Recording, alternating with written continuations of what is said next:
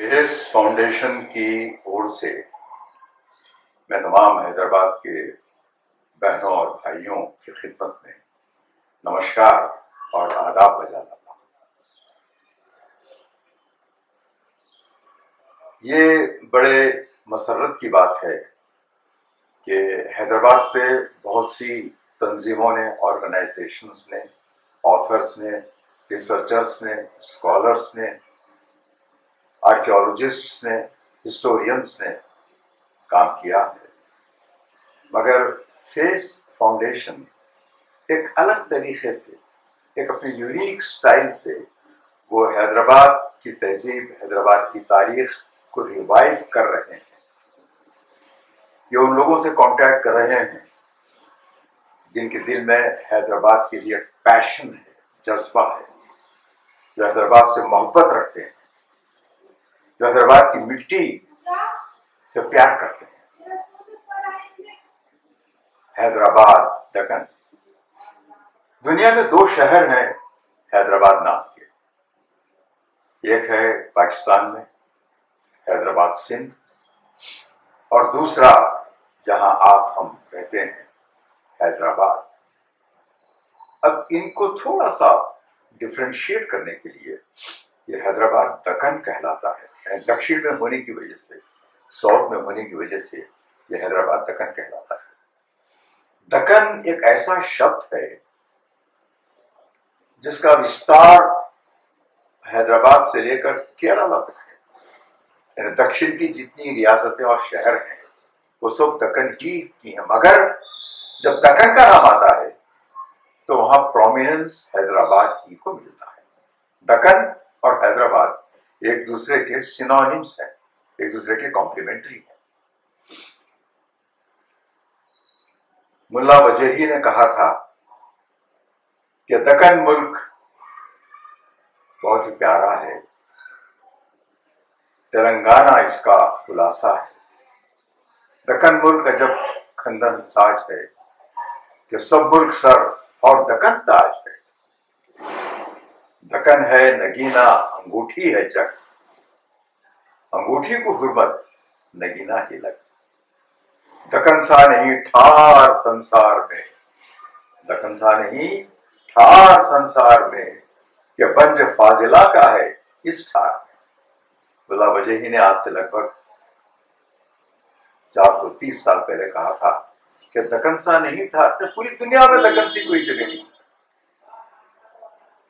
मशहूर English writer, poet Matthew ऑर्नर ने कहा था हैदराबाद को the city of dancing minarets. मैंने एक नया एक फ्रेज क्वाइन किया है, शायद आपको पसंद आए। Hyderabad the city of earls and pearls. Earls नवाब, जागीरदार, राजा, महाराजा, और पर्ल के लिए तो हैदराबाद बहुत ही मशहूर है। हैदराबाद में जो कोई आता है सालारजंग म्यूजियम, निजाम्स म्यूजियम, लाड़ बाजार में जाकर देखने के बाद, लाड़ बाजार जाकर या पत्थर गट्टी जाकर, वो जब तक मोतियां या पर्ल्स ना खरीदे उसका हैदराबाद आना कंप्लीट नहीं होता। तो खैर, हैदराबाद के ताल्लुक से अब यूं हैदराबाद की अगर आप हिस्ट्री देखें तो वो लगभग 430 साल की है। जब 1991 में सुल्तान मोहम्मद कुली कुतुब शाह ने हैदराबाद को आबाद किया, इसके पहले की हिस्ट्री गोलकुंडा से शुरू होती है।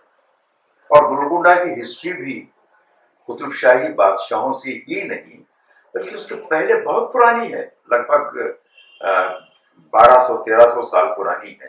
अब चूंकि मैं कोई हिस्टोरियन तो हूं नहीं कि उन तमाम डायनेस्टीज का नाम लूं, काकातियास हैं, यादवास हैं, इन तमाम लोगों ने गोलकुंडा पर हुकूमत की थी।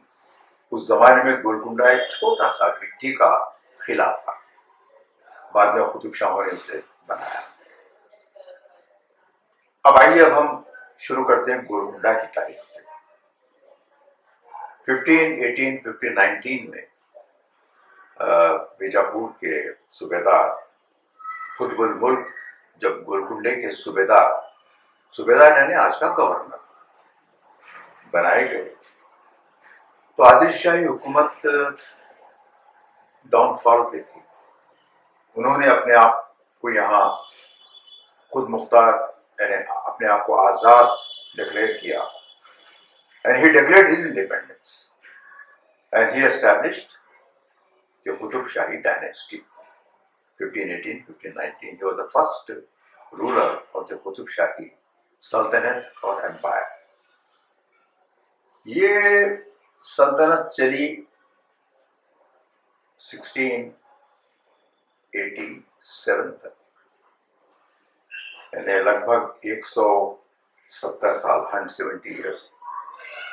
जबकि 1687 सितंबर में औरंगजेब ने गोलकुंडे को he conquered Golconda in the month of September 1687.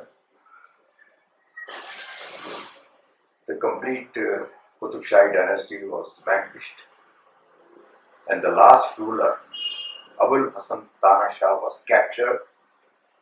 उसे कैद में रखा गया और खुल्दाबाद में he was buried at Khuldabad. एक इंटरेस्टिंग चीज आपको बता रहा हूँ कि Khuldabad is about 15 kilometers from Daulatabad, which was earlier known as Devgiri. वहां औरंगजेब का भी मजार है, ग्रेव है औरंगजेब का भी। एक तरफ औरंगजेब का मजार है, and across the road is the grave of Abul Hasan Tana Shah, victor and the vanquished. Both are still facing each other even after their death. तो खैर एक बात चूंकि तस्करा आया तो मैंने बयान किया। कुतुब शाही किंगडम 1687 तक चला। उसके बाद यहाँ लगभग 37 ईयर्स, यानी 1724 तक यहाँ मुगल सूबेदार या मुगल गवर्नर्स ही थे। और जैसे मैंने अक्सर मेरे दोस्तों से या रिसर्च स्कॉलर से मैंने कहा अक्सर कि इस पे कोई ज्यादा चर्चा नहीं हुई। Although there is a book on Mughal administration in Golconda, जो दक्कन, मुगल एडमिनिस्ट्रेशन इन दक्कन पे किताबें हैं, मगर रिसर्च होना है कि क्यों ये 37 ईयर्स में यहाँ कोई बिल्डिंग नहीं बनी, कोई मॉन्यूमेंट नहीं बना, कोई प्रोमिनेंट नाम नहीं है, ना कोई सेंट का है, ना कोई रूलर का। रूलर तो था नहीं, कोई नोबिलिटी का नाम है, ना कोई टेम्पल का नाम है। ये क्यों 37 years were almost, it was like a dark tunnel, जो 1724 में रोशनी आपको दिखाई दी। When the Subedar of Mughal Empire, Kamruddin Khan, who was given the title of Asaf Jah by Farrukh Siraj, and he was also known as Nizam. Actually, Nizam के माने हैं administrator, प्रबंधक, इंतजाम करने वाला। अब वो शब्द वो ऐसा हो गया कि यहाँ जितने रूलर्स आए वो सब निज़ाम ही कहलाए। हालांकि थर्ड रूलर के बाद मुगल डायनेस्टी से उनका कोई संबंध रहा नहीं। यहाँ जब तक उनकी मुगल जो सिक्का निकलता था कॉइन्स पे, मुगल एम्पायर का भी नाम रहता था। तो खैर अलग इशू है ये। तो ये 1724 से जो सिलसिला शुरू हुआ आसफ जाही रूलर्स का, वो चला 1948 तक, जब 17 सितंबर 1948 को इंडियन आर्मी हैदराबाद में दाखिल हुई, and that was done in a time of 96 hours, जिसे हम पुलिस एक्शन या ऑपरेशन पोलो कहते हैं, वो खत्म हुआ। और दैट मीन्स 224 ईयर्स तक 7 आसिफ जाही रूलर्स ने हुकूमत की। अब कुतुब शाही रूलर्स खुतबुल मुल्क, जमशेद कुली, सुभान कुली, इब्राहिम कुतुब शाह, मोहम्मद कुतुब शाह, उसके बाद फिर उनके दामाद अहमद मिर्जा, फिर अब्दुल्ला कुतुब शाह, और आखिर में अबुल हसन तारक शाह। इस तरह से वो एक डायनेस्टी का मैंने चार्ट बताया। इधर ये 7 रूलर्स ये है। तो ये तो एक छोटा सा मैंने बहुत ही थोड़े समय में, क्योंकि बहुत से लोग जानते भी हैं ये मैंने आपको थोड़ा सा छोटा टेबल मैंने बताया कि 170 ईयर्स कुतुब शाही रूल, उसके बाद 224 ईयर्स आसिफ जाही रूल्स। उसके बाद भी हैदराबाद था जिंदा 1948 के बाद भी 7 साल तक, 1955 तक। पहले भी हैदराबाद एक इंडिपेंडेंट रियासत थी और बड़ी शान, मैं समझता हूँ कि सही है ये कि वो हैदराबाद हिंदुस्तान की सबसे बड़ी रियासत थी। इसका रेवेन्यू सबसे ज्यादा था, इसका एरिया सबसे ज्यादा था। या जैसे राजस्थान की जो रियासतें हैं, या कश्मीर है, जूनागढ़ है, या भोपाल है, इन रियासत सबसे बड़ी यही रियासत थी जिसका अपना सिक्का, अपना ठप्पा पोस्ट, अपनी रेल, अपना ट्रांसपोर्ट, अपना मिंट, अपना हवाई जहाज, अपना एयरपोर्ट। ये यूनिक चीजें हैं हैदराबाद की, जो शायद किसी और स्टेट में इंडिया के आपको नहीं मिलेगी। अगर मिलती है तो आई स्टैंड टू करेक्शन।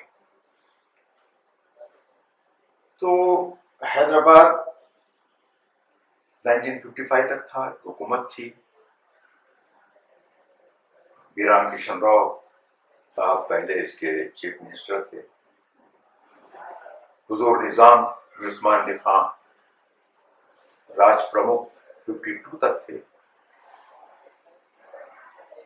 उसके बाद वो थे नहीं राज प्रमुख, गवर्नर्स अपॉइंट हुए।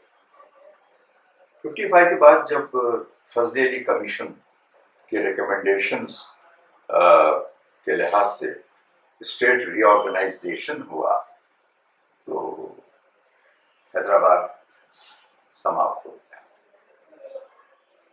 हैदराबाद की कहानी 1955 में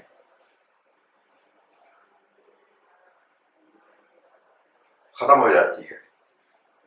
मेरा हैदराबाद नहीं रहा, 1955 खत्म हो गया। यहाँ की तहजीब, यहाँ का कल्चर, यहाँ के ट्रेडिशंस, यहाँ के लोग, यहाँ का आपसी प्रेम, यहाँ जो कुछ इसे हम हैदराबादियत कहते हैं या हैदराबादी कहते हैं, 1955 में खत्म हो गया। उसके बाद फिर आंध्र प्रदेश कायम हुआ, फिर अभी तेलंगाना बना। तो हैदराबाद की कुछ पुरानी सूरत फिर लौट कर आई तेलंगाना कायम होने के बाद। हालांकि हैदराबाद के 16 डिस्ट्रिक्ट्स थे, जिनमें से 4 महाराष्ट्र में चले गए, 2 कर्नाटक में चले गए, रह गए 10। तो कुछ बरसों तक सिर्फ तेलंगाना के 10 डिस्ट्रिक्ट ही थे। मगर अब शायद 20, 21, 22, शायद 23 या 24 डिस्ट्रिक्ट है, एग्जैक्ट मुझे मालूम नहीं है।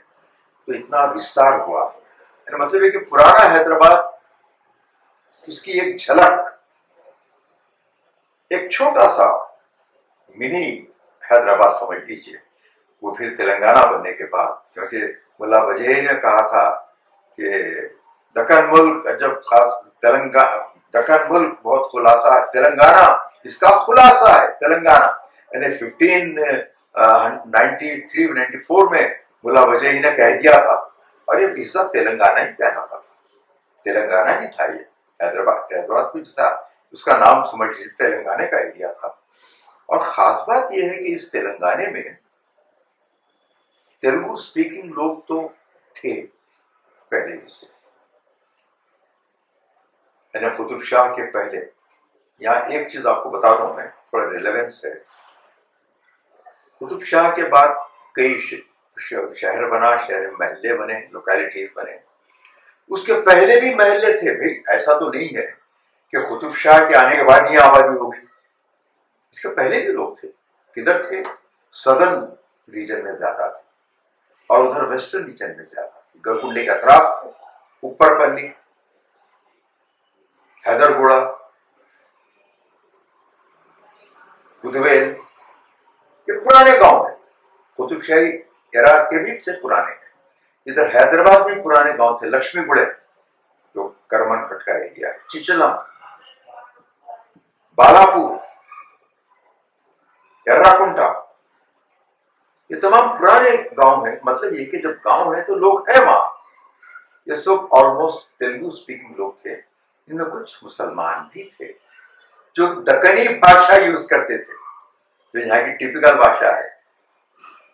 काइकू, कते, नक्को, चारों, आड़ों, खाया था, जाया था, ये सब दक्कनी भाषा। तो दक्कनी भाषा बोली जाती थी गोलकुंडे में भी और इधर भी। तो खैर,